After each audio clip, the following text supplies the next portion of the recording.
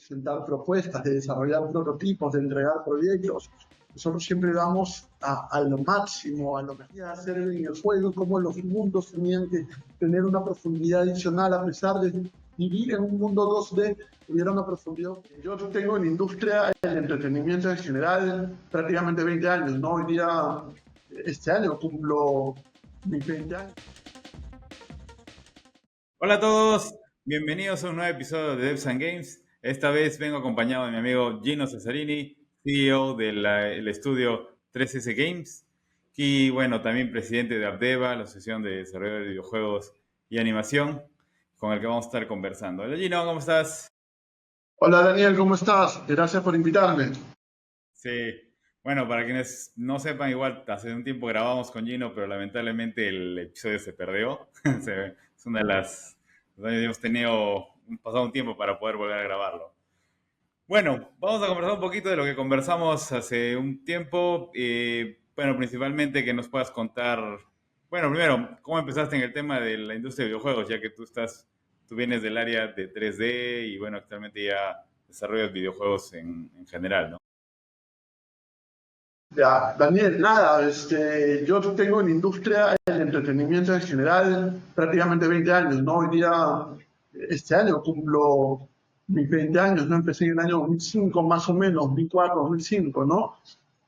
Mirando hacia atrás te das cuenta que es bastante tiempo, es un camino largo el que vengo recorriendo y entendería que algo debo haber aprendido en ese tiempo, ¿no? Y una de las principales cosas que he aprendido es que uno en esta industria tiene que ser perseverante, no tiene que parar de aprender nunca, estar siempre atento a las nuevas tecnologías, a los nuevos procesos que aparecen, ¿no? Y definitivamente tenemos que entender que esto no es una carrera de velocidad, sino más bien es una carrera de resistencia, ¿no? Claro. Tú inicias ya trabajando en el área, o sea, empiezas como en la mayoría siguiendo la formación directamente pensando en videojuegos o llegaste ahí a los videojuegos por un tema, no sé, a través del tiempo. Bueno, yo llego al industria, o sea, yo de formación soy arquitecto, ¿no? Diseñador de interiores y estudié arquitectura. No terminé ninguna de las dos carreras realmente, ¿no? Yo no tengo ninguna certificación formal de estudios formales en el Perú, ¿no? O sea, mi formación viene de la parte del diseño, ¿no? Y yo creo que el diseño es lo que me ha servido muchísimo en todas las industrias en las que he estado, en todos los procesos, en todos los proyectos en los que he estado, ¿no? Creo que la base del pensamiento humano es el resolver problemas y para resolver problemas necesitas diseñar, ¿no? Entonces yo llego me enamoro, mejor dicho, de los gráficos en 3 dimensiones por computadora cuando cursaba uno de los últimos ciclos en el instituto y antes de empezar la universidad, ¿no?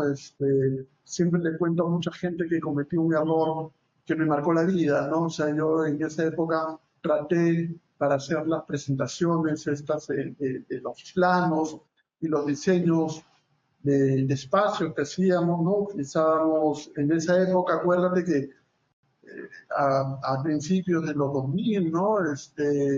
No estaba tan generalizado los gráficos en 3 dimensiones, y a lo mucho lo que podías aspirar era usar programas en 2 dimensiones si es que no estabas usando herramientas análogas para dibujar planos, ¿no? Que son estilógrafos, compases, reglas, cuadras, ¿no?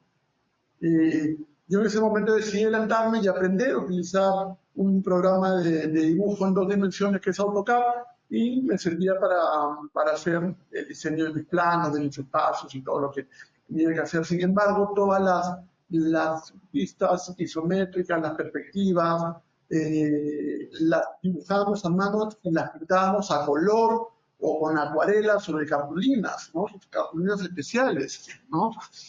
Entonces, en mi poco conocimiento de la tecnología y de los programas estos de arte, ¿no?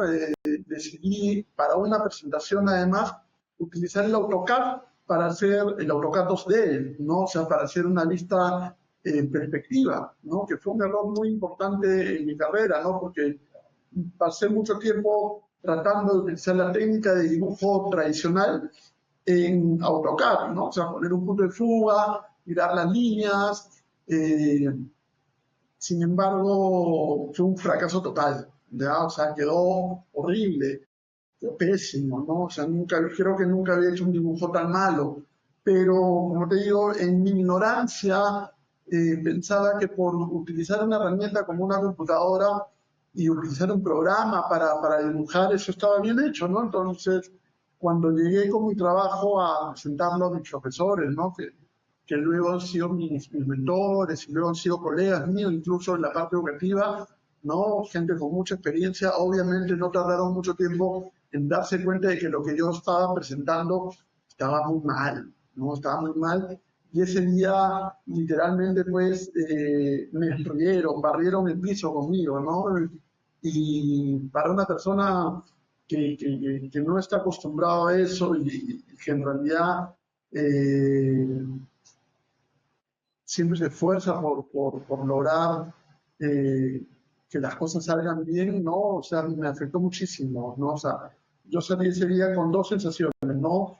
Una, derrotado, ¿no? O sea, había sido literalmente humillado en frente de mis profesores, de mis compañeros y de compañeros de otros ciclos que estaban acostumbrados muchas veces a venir a ver mis presentaciones, ¿no? Eh, Salí muy, muy derrotado, ¿no? Pero a la vez salí con esas ganas de encontrar el error y de rectificarlo y de ser mejor, ¿no? Entonces, no paré hasta entender de que cuál había sido el error. Primero, el error había sido utilizar un programa de 2 dimensiones para tratar de hacer un dibujo en 3 dimensiones. ¿Y cuál era la solución? La solución era que entendía que deberían existir programas para hacer gráficos en 3 dimensiones. En esa época, pues, se utilizaba el 3D Studio Max, probablemente la versión 4 fue la primera versión que utilicé, ¿no? Te estoy hablando de principios del año 2000, ¿no? O sea, yo creo que el 3D Max cambió a las versiones de esas 2000 más allá del 2008, creo, 2009, no estoy seguro, ¿no? Entonces, bueno, lo conseguí, lo instalé y no te voy a mentir, había semanas que me pasaba frente a la computadora mirando la pantalla, tratando de saber qué es lo que tenía que hacer. Recuerda que en internet no había penetración de Sí, no internet había. en los hogares, ¿no? Nos tocaba ir a las cabinas de internet con un USB de 16 megas a tratar de descargar algunas páginas web que todas o la gran mayoría estaban en inglés. Había muy pocas en castellano. Una de ellas es 3D de animación, que es una página a la que frecuento muchas veces con mucha nostalgia, pero veo que no, no se actualiza. Este, Hasta que en algún momento me animé por investigar, por usar el método científico de la prueba y el error, hasta que conseguí dar algunos primeros pasos. Encontré por ahí algunos cursos muy, muy básicos, tomé uno y terminé enamorado de esto, pues, ¿no? Y luego tocó perfeccionarme, justo en esa época abrió, desde mi parecer, uno de los mejores centros de formación de animación 3D en esa época, que fue Escuela de Arte Digital, ¿no? Era un centro de formación que además estaba avalado por Autodesk. Pude tomar algunos cursos, no terminé la carrera, para variar, no terminé la carrera, ¿no? Luego me tocó ser docente en este instituto y luego fui perfeccionándome en el tiempo, avanzando y siempre no he parado de estudiar. Me tocó trabajar en algunas producciones peruanas de cine, de televisión, pero siempre estaba el tema este del desarrollo de videojuegos, ¿no? O sea, entenderás que la industria de videojuegos no tiene muchos años en el Perú y al principio de los años 2000 no había industria de videojuegos en el Perú, era muy, muy básico, muy, muy pobre. Yo creo que había una o dos compañías que también trataban o empezaban a armar una ruta de la industria en ese país, ¿no? Y nada, nos tocó, o me tocó, digo a mí particularmente, entender y aprender cómo es, y lo sigo haciendo, ¿no? Cómo es que funciona esta industria sin que nadie nos enseñe, ¿no? Sin que nadie me lo enseñe. Claro. Ahora, en todo este trayecto, por ejemplo, tú venías trabajando básicamente en el tema de animación, no sé, tema comercial, armando, no sé, tema publicitario o algo así, o estabas todavía metido netamente en el aprendizaje, ver nuevas cosas de videojuegos. Dani, mi perfil es medio extraño, ¿no? O sea, yo he pasado por todos los procesos que pueda tener una producción, o sea, desde sentarme atrás de una computadora a mover polígonos, ¿no? Hasta gerenciar proyectos complejos de muchas personas, mucho tiempo trabajando en ellos, ¿no? Entonces creo que, o sea, tiene sentido que en estos 20 años haya podido pasar por todos los procesos, ¿no? Y en todos me he sentido cómodo en su momento, ¿no? O sea, cuando me tocó modelar, que digamos es la parte más baja de la pirámide, ¿no? Porque cuando uno empieza a hacer animación en 3D, lo primero que aprende es modelar, ¿no? O sea, me sentí muy cómodo. Cuando me tocó darle vida a los personajes, fue maravilloso, ¿no? O sea, el proceso de animación, como les cuento a muchas personas, a pesar de que hayan computadoras, software, equipos de captura de movimiento, animación en tiempo real y todo lo que pueda parecer la animación sigue siendo un proceso tradicional y artesanal en donde es el humano el que le da vida y actitud a un personaje inanimado, ¿no? Entonces, entender y aprender esa técnica para poder darle vida a un elemento que físicamente no existe, que no tiene sentimientos y que pueda hacer reaccionar a un espectador detrás de una pantalla es mágico, ¿no? O sea, es un proceso largo y que necesita mucho entrenamiento, ¿no? O sea, desde aprender los 12 principios de animación que fueron creados en Disney en el año 1938, imagínate, hace casi 100 años, ¿no?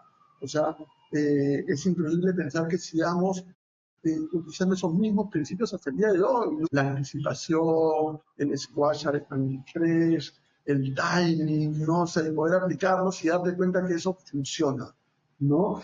Pero llegó un momento en mi vida, un momento en mi carrera en que decidí de que no solamente quería estar detrás de una computadora haciendo lo que una persona me dijera que tenía que hacer, sino que me sentí en la capacidad de poder eh, darle rienda suelta a mi creatividad y poder eh, aplicarla en el propio proyecto. Y es así como en principio me volví yo mi propio jefe, ¿no? Entendí que mi cabeza y mis manos podían estar articuladas para poder crear cosas en donde no existía nada.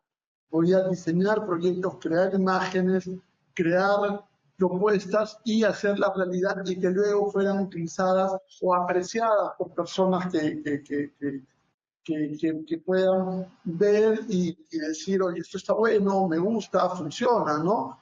Y en el camino, mientras más crecía mi proyecto, me daba cuenta de que no necesariamente yo solo podía hacerlo realidad, necesitaba compañía, necesitaba formar un equipo. Entonces, ahí creo que es donde empecé a aplicar todo el tema de diseño, porque, o sea, como te digo, he entendido que el diseño es la base del pensamiento humano, ¿no? O sea, necesitas el diseño para todo, hasta para diseñar un equipo de trabajo, ¿no? O sea, y empecé a crear equipos de trabajo, al principio motivándolos para que se sumen proyectos, ¿no? Que a veces eran medio locos y no había recursos, ¿no? O sea, tenía que tener la capacidad de convencer a una persona de que lo que yo quería hacer iba a estar bueno y que iba a ser mío también, ¿no? Entonces empecé a generar pequeñas comunidades en función a las ideas que tenía, a armar reuniones, ¿no? A conocer a más personas que estaban interesadas también en aprender lo mismo y la mejor forma de aprender es trabajando, ¿no? O sea, quien te diga que vas a aprender a ser un animador pues leyendo un libro, te estás mintiendo. Quien te diga que si te lees un libro de electrónica vas a aprender a hacer circuitos eléctricos, y a soldar, y a usar Arduino, es mentira. Quien te diga pues, que si si te lees un libro de diseño de juegos vas a ser un buen diseñador de juegos, es mentira. La única manera de poder llegar a los objetivos es trabajando, equivocándote y aprendiendo de tus errores. Claro. Entonces, en el momento en el que empiezas ya a trabajar con equipos, ¿eso es donde formas 3S Games o ya venías trabajando desde antes con el estudio? No, no, no es así. Eh, los videojuegos no existían prácticamente en el Perú, como te digo, ¿no? Eh, ya yo en esa época era profesor de animación en 3D, pero entendía que el siguiente mercado importante económicamente eran los videojuegos, ¿ya? Entonces decidí eh, aprender a hacer videojuegos, ¿ya? En una época, eso sí, en el año 2008, 2009, ¿no? En una época en donde los motores de videojuegos no estaban abiertos, ¿no? No existía Unity, Unreal costaba mucho dinero, ¿no? Eh, y decidí dedicarme a aprender a utilizar estos motores y aprender a programar videojuegos, ¿ya? Entonces me dediqué un año solamente a enseñar, ¿no? Decidí no tomar ningún proyecto y enseñaba solamente en las mañanas y en las noches y en el día mi misión era aprender a utilizar los motores de videojuegos y aprender a programar. Cosa que no pude hacer porque hasta el día de hoy no sé programar, ¿ya? Es una de las cosas que me falta aprender y te lo juro que me sigo esforzando. Más, estoy tomando un curso nuevo de programación, estoy metiéndome en una carrera de desarrollo de software este año para tratar de poner ese check que le falta a mi perfil, a mis skills, ¿no? Pero entendí cómo funcionaban los motores desde la parte gráfica, que era lo que yo sabía hacer, ¿no? Cargar assets, poder hacer animaciones. Y en esa época los motores te permitían, o hasta ahora, ¿no? Te permiten hacer test, o sea, testear personajes, testear NPCs, cargar, hacer mapas, sin necesidad de saber programar, ¿no? O sea, para poder darle los comportamientos que necesita el juego, ¿no? Entonces, aprendí cómo funcionaba eso, utilicé, me acuerdo, Game Studio, en la versión 5, Game Studio 5, utilicé Source Engine, ¿no? De Valve, ¿no? Que fue una cosa maravillosa, ¿no? O sea, nos tocó, había formado ya un grupo de gente que estaba interesada en lo mismo que yo, en hacer videojuegos, ¿no?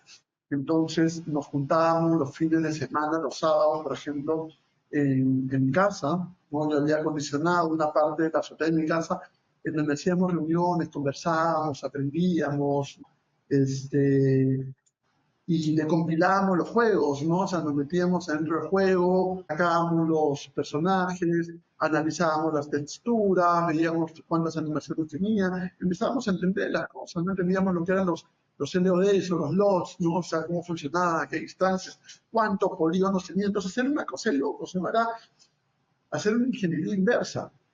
Luego metíamos, modificábamos los modelos y los metíamos al juego y los veíamos en tiempo real cómo podíamos utilizar lo que nosotros estábamos haciendo y entendíamos que estábamos en buen camino, ¿no? Entendíamos que estábamos, sin saberlo, haciendo las cosas bien, ¿no? Y en un momento decidí formar mi primera empresa de desarrollo de videojuegos, que la formé con un amigo mío, al que no, después de que nos separamos, no lo volví a ver por 10 años, me lo acabo de encontrar hace un par de semanas, me dio mucho gusto verlo, ¿no? Que además fue profesor mío, luego se volvió un buen amigo mío, luego se volvió mi socio, y luego nos dejamos de ver por 10 años, ¿no? Ah, Junto con un amigo suyo, ¿no? A quien yo no conocía mucho y que finalmente nunca terminé de conocerlo, ¿no? Yo veía la parte de gráficos, él veía la parte de diseño de juegos y la otra persona veía la parte de programación, ¿no? O sea, teníamos el equipo ideal y ahí es donde empezamos a hacer juegos de verdad, ¿no? hacer juegos de verdad, te lo di entre comillas, ¿no? Porque en realidad no sabíamos realmente qué estábamos haciendo, ¿no? Y creo que estuvimos en una etapa de la industria en la que se suponía que nosotros sabíamos hacer juegos porque algo conocíamos, como te digo, de lo que habíamos aprendido empíricamente, pero la gente confiaba en nosotros, ¿no? Y lo gracioso de esto es que la gente confiaba en nosotros y nos pagaba por eso, ¿no? Lo más importante. Y obviamente nunca nos defraudamos, al contrario, eso nos incentivaba y nos motivaba y nos obligaba a aprender. Y ahí viene el punto, ¿no? Es el punto en donde yo me he especializado y es el punto en el cual yo siento que soy bastante bueno, ¿no? Teníamos que resolver los problemas, no importaba cómo, ¿no? O sea, yo siento que a esta altura de mi vida y a esta altura de mi carrera, yo ya no soy un artista gráfico, no soy un artista técnico, no soy un game design, no soy un desarrollador de proyectos. En realidad lo que soy es un resolvedor de problemas. O sea, mi trabajo es resolver los problemas que tiene el usuario en base a la experiencia que tengo yo, todos los conocimientos que he aprendido en este proyecto, ¿no? Que involucran muchas cosas, ¿no? Que pueden involucrar gráficos, que pueden involucrar software, que puede involucrar hardware, ¿me entiendes? O sea, y que puede involucrar la mezcla de todo esto, ¿no? Claro. Entonces, eso ya que habías, lo que estabas hablando, formas el equipo con los que fueron tus socios, y eso todavía no era 3S Games. O sea, No, se llama Toycats. Se allá, llama Toycats, sí, claro. Toycats Trading, mi primera empresa.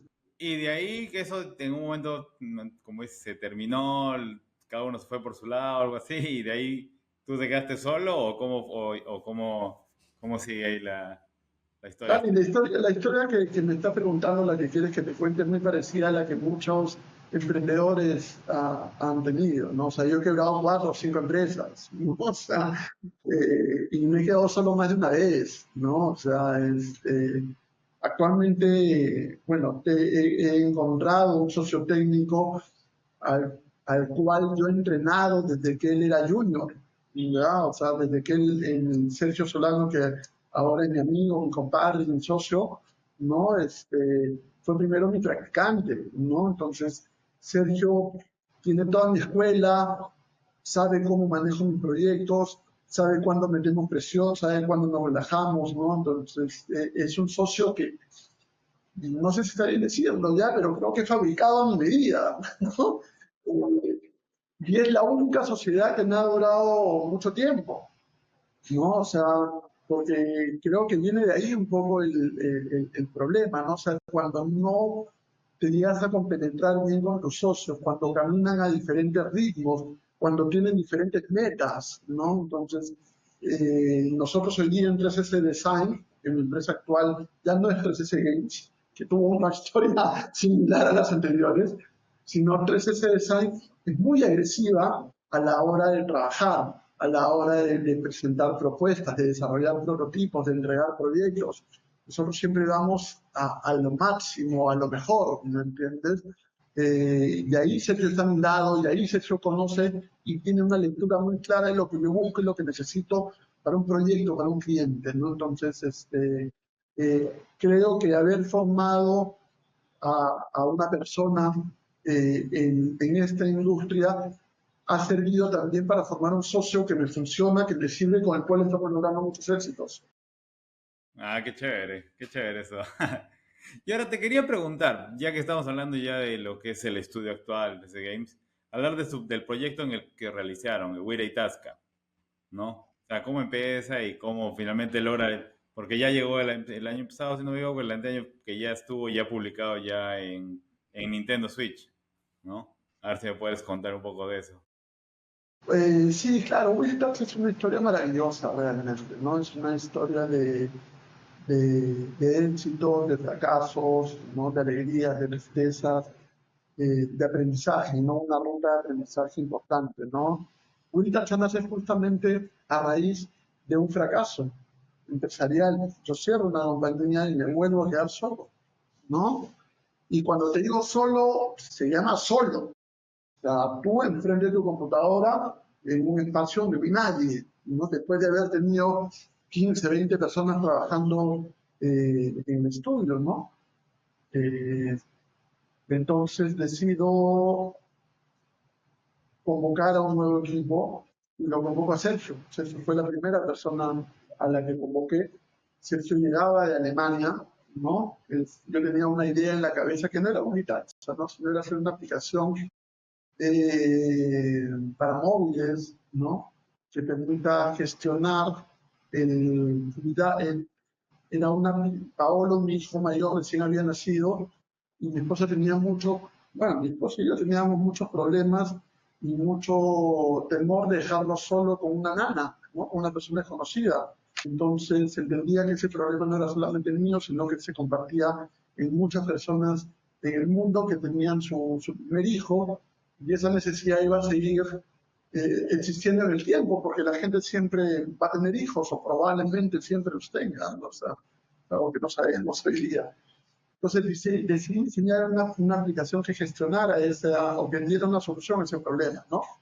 Convoqué un par de personas para desarrollar este proyecto, entre ellas Sergio y otras personas más que no te voy a decir su nombre para no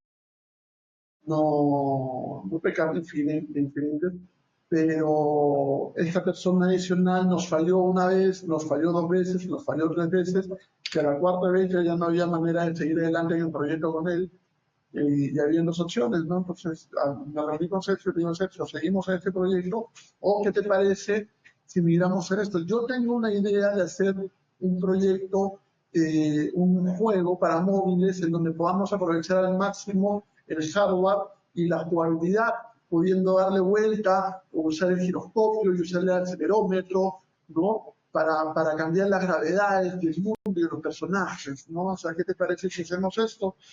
Se lo planteé a Sergio, me acuerdo que tomé unos papeles, unas hojas de papel y le mostré, no puedo hacerlo ahorita porque estoy con la mano fracturada, y le mostré un poco la mecánica esta que yo quería hacer en el juego, cómo los mundos tenían que tener una profundidad adicional a pesar de vivir en un mundo 2D, tuviera una profundidad oculta, y conecté con Sergio, Sergio conectó con el proyecto y decidimos meternos en ese proyecto, que empezamos muy rápidamente a hacer prototipados.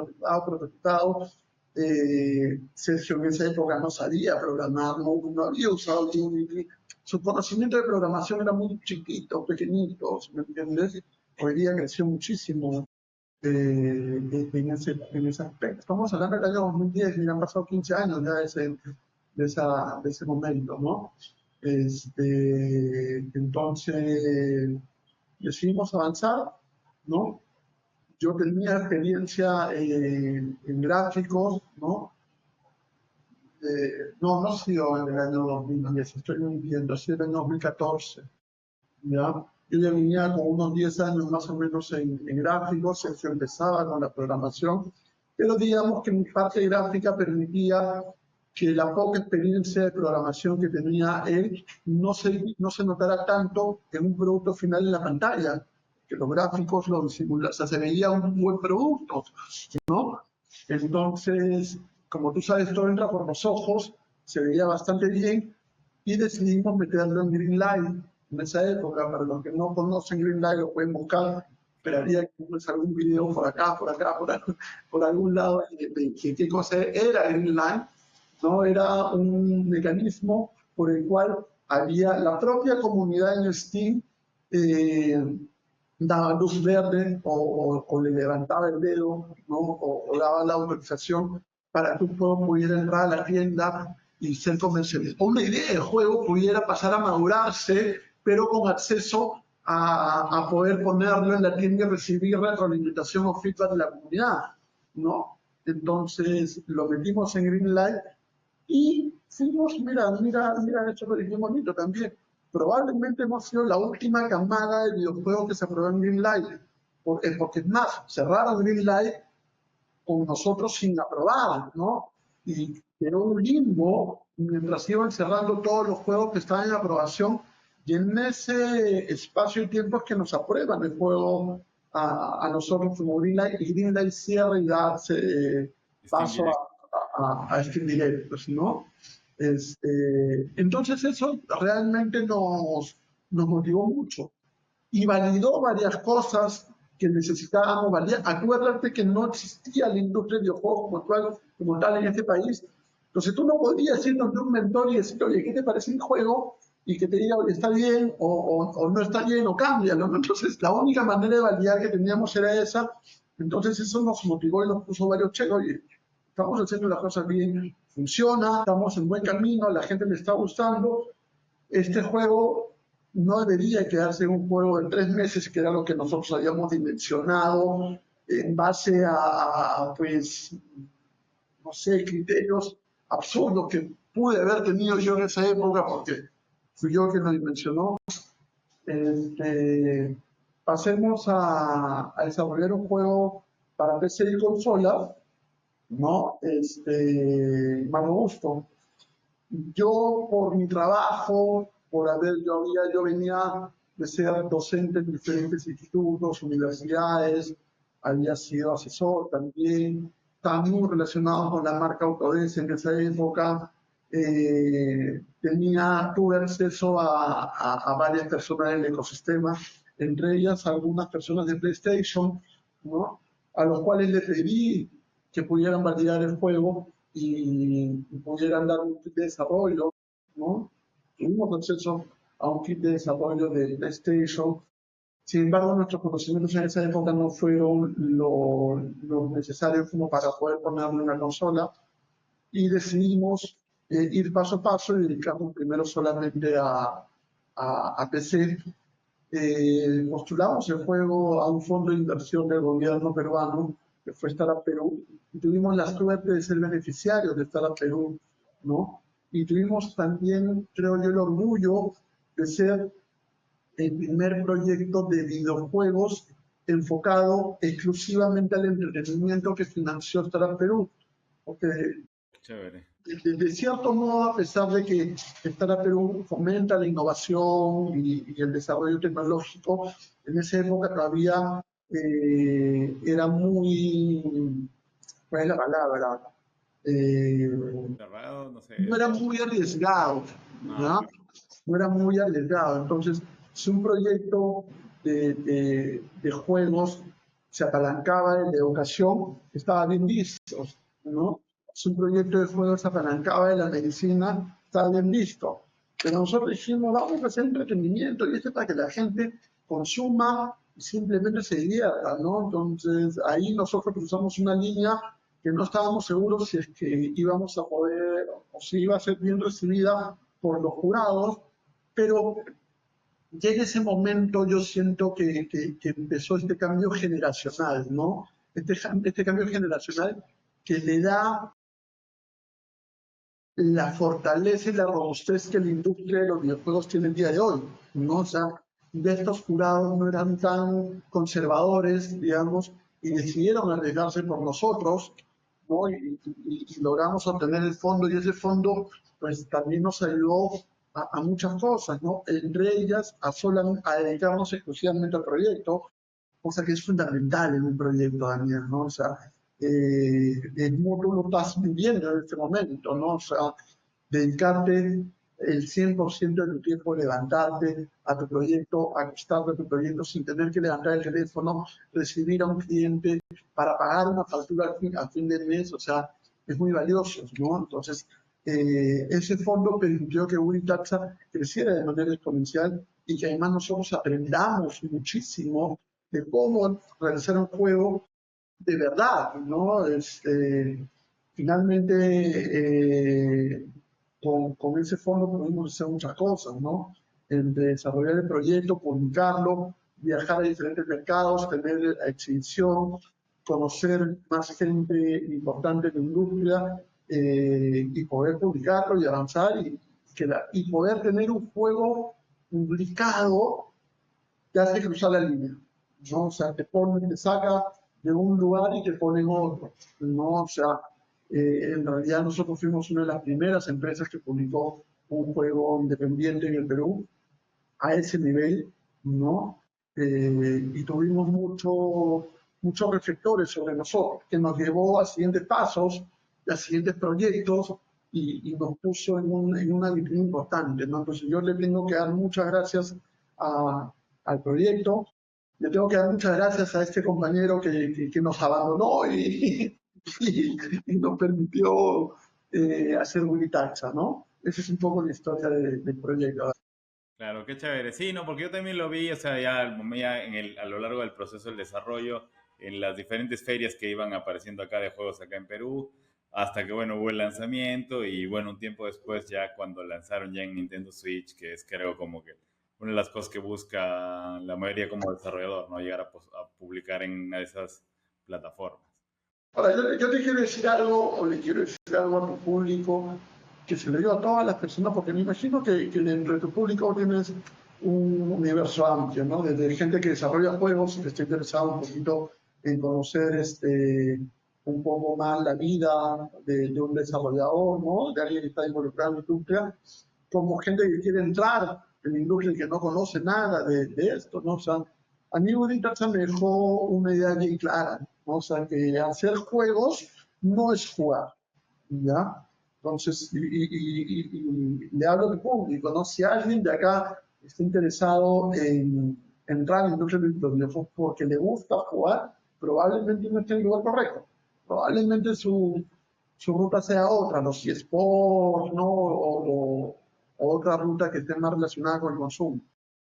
Cuando desarrollas un juego, en mi caso, por ejemplo, cuando estás un año y medio desarrollando el mismo juego, enseñando los mismos niveles, trabajando con las mismas mecánicas, lo último que quieres hacer al día siguiente cuando te levantas es jugarlo, ¿no? O sea, es lo último. Cuando una vez que terminas el juego, yo no he vuelto a jugar Winning Dark, o sea, realmente, ¿no? O sea, ni lo he disfrutado, ¿no? O sea, todo bueno, se publicó acá la foto, ¿no? O sea, pero ya me conozco todas las mecánicas, me conozco todos los mapas, o sea, para mí no es divertido jugar mi juego, ¿no? Entonces, eso es algo que no quería pasarlo por alto, ¿no? Claro. No, claro, sí, siempre hay esa idea de que, voy a hacer juegos y me voy a pasar jugando todo el día. Probablemente tu juego lo vas a tener que jugar, sí, efectivamente, 1000 veces, pero, o sea, cuando juegas lo mismo, quizás de 1000 veces, no necesariamente es solamente jugar, ¿no? Es trabajar, enfocarte en corregir las cositas, los detalles, ¿no? Es un trabajo, y al ser un trabajo tienes que tomar la responsabilidad, te tienes que levantar temprano en la mañana, sobre todo si es independiente, ¿no? O sea, porque la industria de los juegos en Perú no soporta, no hay empresas, no hay tantas empresas que puedan soportar tanta gente de acá. Entonces mi recomendación siempre es que empieces de manera independiente con proyectos propios y que vayas creciendo, aprendiendo, porque el mercado es afuera, ¿no? O sea, tú vas a encontrar un mercado global si eres lo suficientemente inteligente y lo suficientemente bueno para posicionarte, ¿no? Entonces tienes que tener una rutina, empiezas muy temprano en la mañana y terminas muy tarde en la noche, ¿no? Tienes que saber dimensionar tu proyecto, ¿no? O sea, eh, programar las tareas que necesitas para poder llevarlo a cabo, ¿no? Esto es un videojuego, no es un proyecto multidisciplinario, y luego es una especie de rompecabezas que tienes que ir armando capa por capa, ¿no? O sea, desde los prototipos, las mecánicas, ¿no? O sea, al final recién implementas el arte, ¿no? O sea, mucha gente empieza por el arte cuando no es realmente lo mejor o lo correcto. A menos que estés haciendo un prototipo para impresionar a un cliente que no va a entender si simplemente le llevas cajitas o palitos moviéndose, pues, ¿no? Claro. No, claro, finalmente cuando hablamos de lo que es una inversión, o sea, es sorprender, muestra lo mejor que tengas en muy poco y tratar de tener lo más visual posible, que funcione, que sea pequeño. Ya cuando hablamos de un proyecto a largo plazo, ya hablamos de primero un game design, plantear cajitas, empezar desde entender la mecánica, el arte conceptual, empezar las ideas y así empezar todo el proceso que viene consigo, ¿no? Entonces, nada, como para ir un poco ya terminando nada más, quería preguntarte, no sé, qué se viene ahora con ustedes, o sea, ¿hay algún nuevo juego, algún proyecto a corto o mediano plazo, algunas cosas que estén, otro tipo de proyectos que estén viendo, no sé, algo que se puede Daniel, contar? a mí me encantaría contarte qué es lo que estamos haciendo, pero lamentablemente tengo un contrato de confidencialidad que no me permite hablar o divulgar el proyecto en el que estoy involucrado.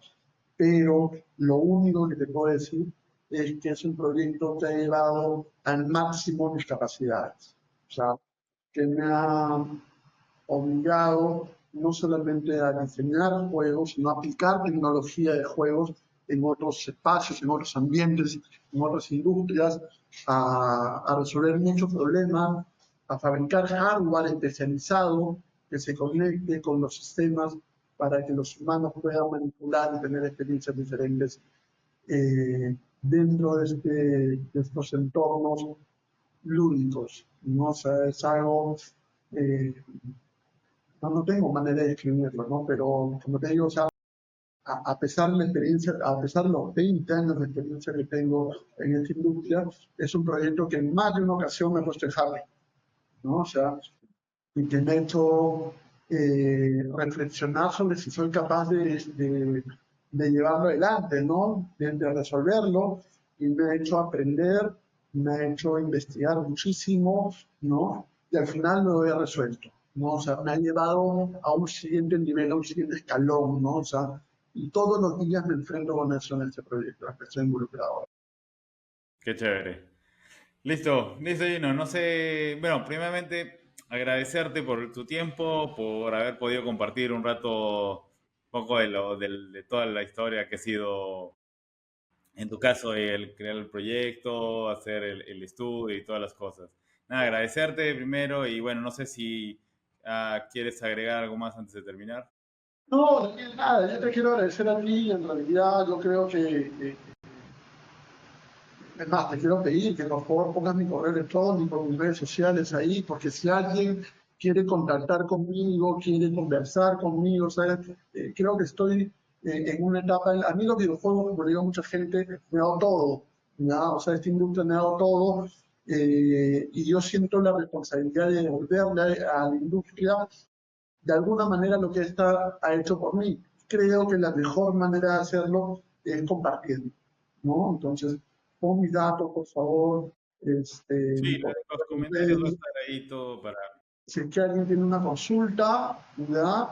O simplemente quiere charlar, no hay ningún problema, ¿no? O sea, puede escribirme y yo voy a estar dispuesto siempre a atenderlos. Dentro de los tiempos que existen, Listo. porque esta reunión la hemos pateado y pateado y pateado, porque, discúlpame, Daniel, no calzábamos. Sí, no, claro, es parte de eso, sí, se entiende. Y bueno, nada, gracias ¿no? Otra vez. Y nada, todas las personas que han visto, que están viendo el episodio, que están escuchándolo, nada, simplemente no se olviden de sí, poner un like, comentarlo o compartirlo con personas que les pueda interesar el tema de desarrollo de videojuegos. Igual siempre es bueno tener más información de lo que está ocurriendo. Y nada, nos vemos la próxima, nos vemos, Gino, muchas gracias. Chao, chao. Chao, gracias.